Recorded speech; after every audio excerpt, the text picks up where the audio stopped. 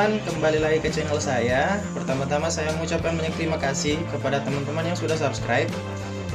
Sekarang subscriber sudah sekitar 50-an orang. Karena dengan subscribe, teman-teman membantu saya untuk lebih semangat membuat video-video atau konten-konten yang bermanfaat tentunya. Pada video kali ini, kita akan membahas tentang jurusan teknik alat berat.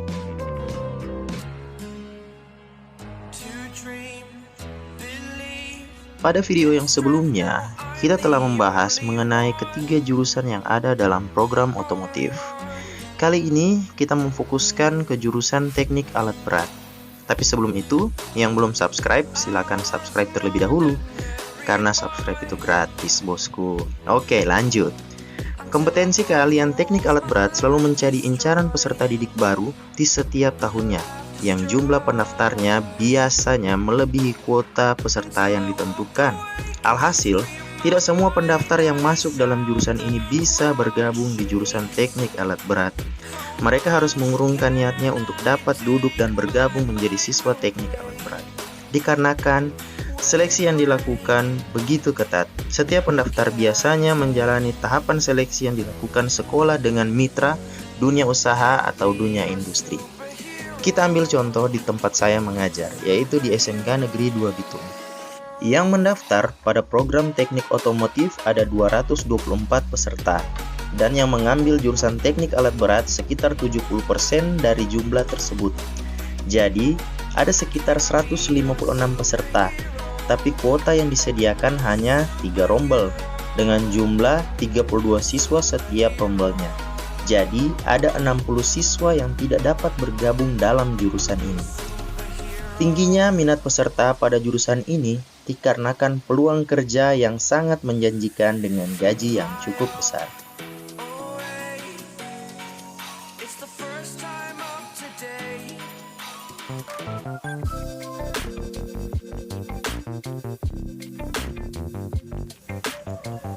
Sumber daya alam di muka bumi ini sangatlah berlimpah, dan untuk mengeksploitasinya, manusia membutuhkan bantuan tenaga dari alat berat, karena alat berat punya peranan penting dalam kegiatan pertambangan dan konstruksi. Kalau kita ingin belajar alat berat, tidak cukup kita hanya menyukai matematika dan fisika.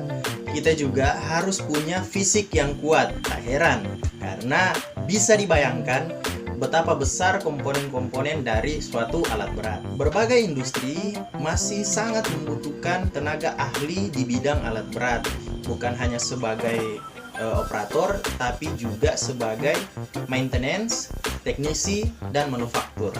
Tenaga-tenaga ahli di bidang ini nantinya akan dibutuhkan di perusahaan-perusahaan distributor alat berat, juga di bidang konstruksi dan di bagian pertambangan. Perananmu sangat penting karena terkait dengan operasional perusahaan. Anda harus memastikan alat berat yang digunakan perusahaan harus dalam keadaan siap pakai, dan jika ada masalah sekalipun, Anda akan bertugas untuk menanganinya.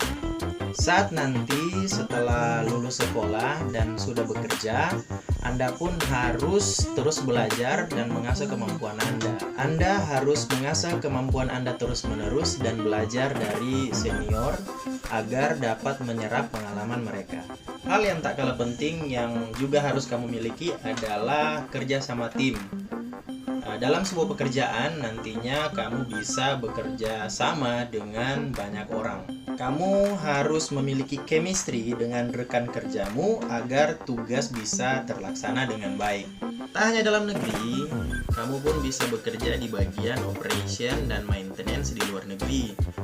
Sebaliknya, kamu juga harus memiliki kemampuan berbahasa asing agar dapat lebih mudah berkomunikasi. Mengenai gaji dan jenjang karir pun sangat menjanjikan tentunya. Oke, teman-teman, sampai di sini video kali ini. Sekiranya dapat memberi gambaran kepada teman-teman mengenai teknik alat berat. Iya. Jangan lupa subscribe, jangan lupa share ke teman-temanmu biar video ini dapat bermanfaat bagi banyak orang. Terima kasih telah menonton. Kita bertemu di video selanjutnya.